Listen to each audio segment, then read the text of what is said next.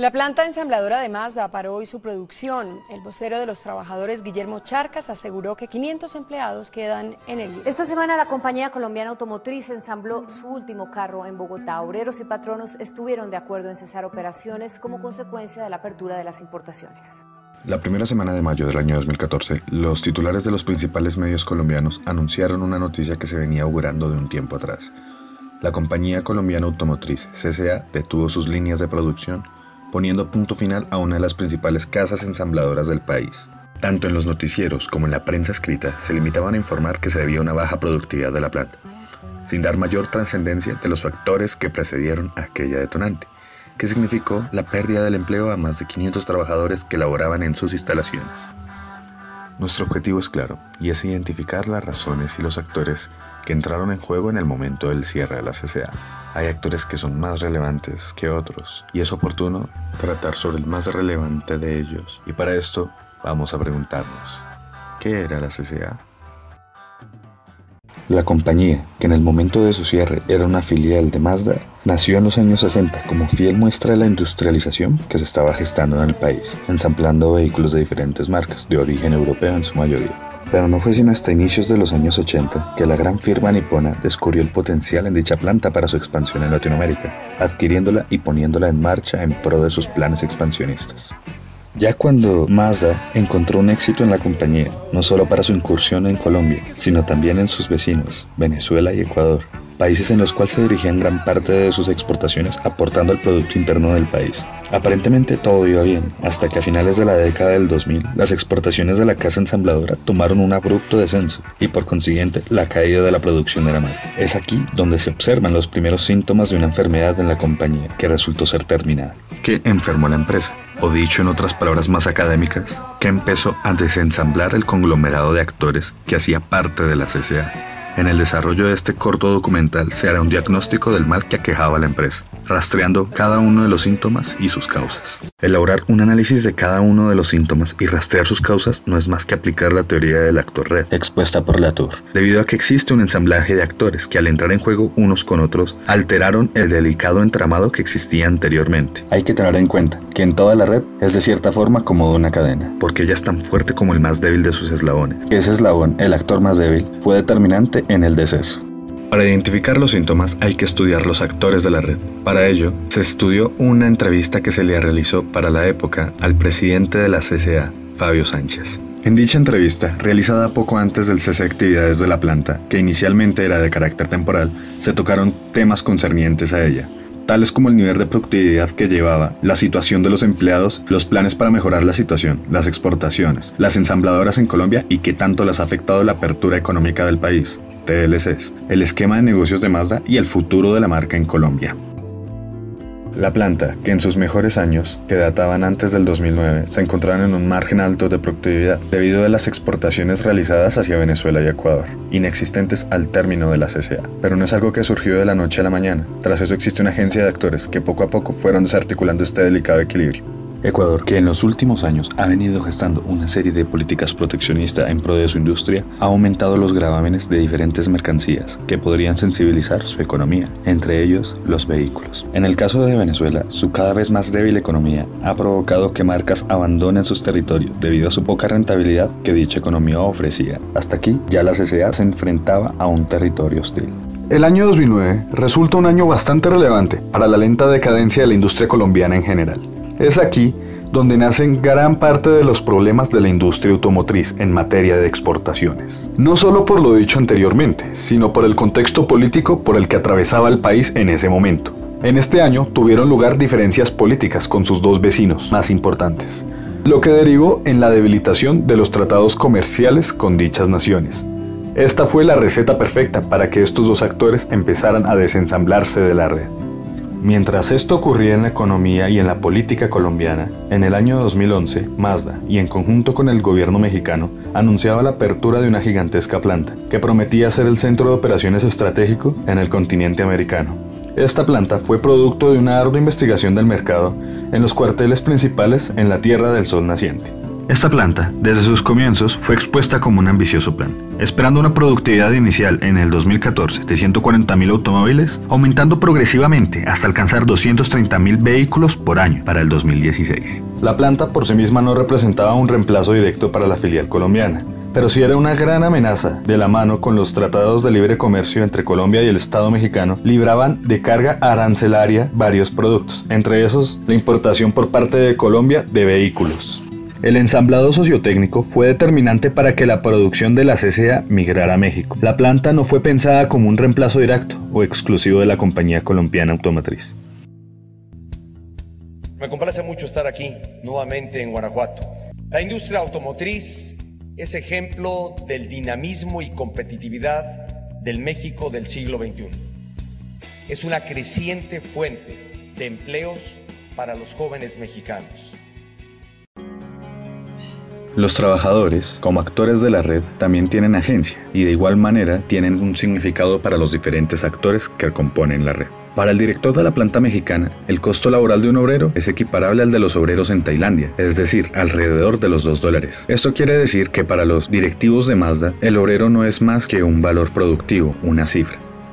Ya corría el año 2014, la planta mexicana entraba en funcionamiento y el acuerdo comercial ya había entrado en rigor. La compañía colombiana automotriz estaba condenada. Aunque los directivos en Colombia hacían incontables esfuerzos para que la planta siguiera en funcionamiento, la última palabra la obtenían los directivos japoneses. Aunque se estaban realizando negociaciones con marcas asiáticas para lograr una mayor competitividad en un país con TLCs perjudiciales, nunca llegaron a un punto de común acuerdo y por ende estas negociaciones nunca dieron a luz pública.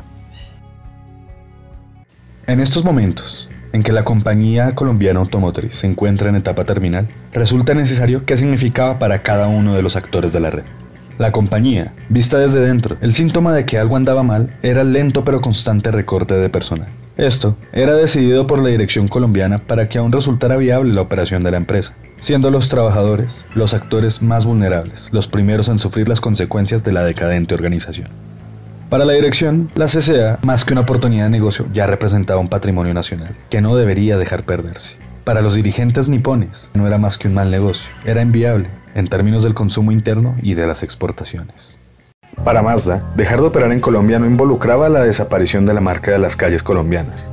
Esa no era parte del plan. Ellos no iban a perder sus clientes. Simplemente querían cambiar el lugar de sus operaciones por uno más viable. Y en México, con su nueva planta, era una opción exquisita. Desde allí podrían exportar sus vehículos a Colombia, sin repercutir en los precios para su consumidor final. Y con una economía menos hostil y más interesante en términos financieros.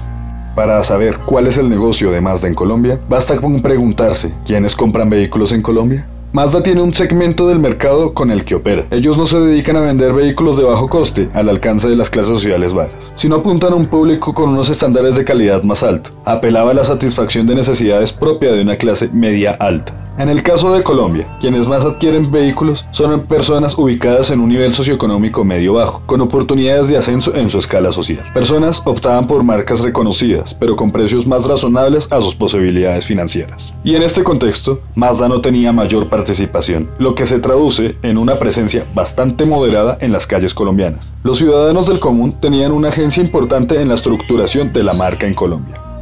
A estas alturas, donde ya han sido expuestos los principales actores que fueron movilizados para desembocar en el fin de la compañía, es momento de retomar un ítem, que resultó ser la modificación de uno de los actores, que a su vez tenía el papel de contexto, el entorno económico colombiano.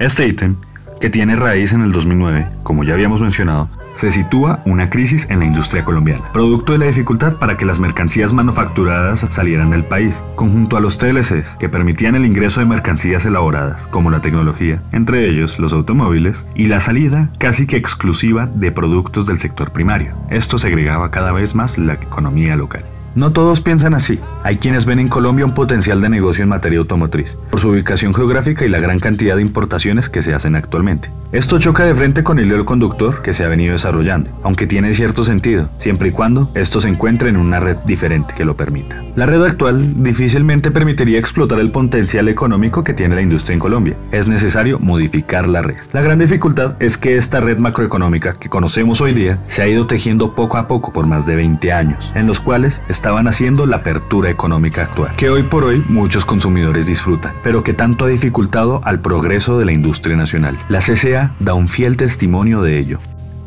El contexto económico de este año se puede considerar como un actor red, que tenía como actores más relevantes las relaciones políticas, la tecnificación, el nivel competitivo, relaciones económicas, TLCs, en fin. Los tratados comerciales han favorecido a las multinacionales, empresas extranjeras, pero han debilitado cada vez más la industria nacional. En resumen, la apertura económica en Colombia, desde finales de los años 80, abrió para la época las puertas para explotar la industria colombiana, cuando la industria automotriz tenía una participación considerable en la exportación, y que, hasta cierto punto, funcionó. En comparación con el día de hoy, la mayoría de los vehículos que rodaban a lo largo y a lo ancho de las fronteras colombianas eran ensamblados aquí, pero los extremos han demostrado que son perjudiciales. Una economía demasiado cerrada es tan dañina como una economía tan globalizada. Entorpece el crecimiento en países de vía de desarrollo, como lo es Colombia. Con esta constante apertura, sumado a los factores políticos, significó la condena para empresas más débiles o con problemas, como llegó a ser Mazda, debido a que su modelo de negocios no abarcaba una población considerable en el mercado colombiano, que limitó las producciones a niveles bajos de su capacidad. Los márgenes de ganancia empezaban a ser mínimos e incompatibles con las expectativas de la multinacional. Con la apertura hacia México, más la planta recién estrenada, significó el punto final para la CCA. Era la oportunidad perfecta para abdicar de la industria colombiana sin perder el segmento de mercado que tenían en Colombia. Finalmente, a pesar de los esfuerzos en Colombia por mantener con vida la empresa, en Japón ya habían tomado una decisión: cerrar aquella improductiva planta, una pérdida para Colombia, pero una gran ganancia para Mazda. Como ocurrió en California con el auto eléctrico, fue desensamblado después de ser una caja negra, gracias a las grandes influencias de un grupo social relevante.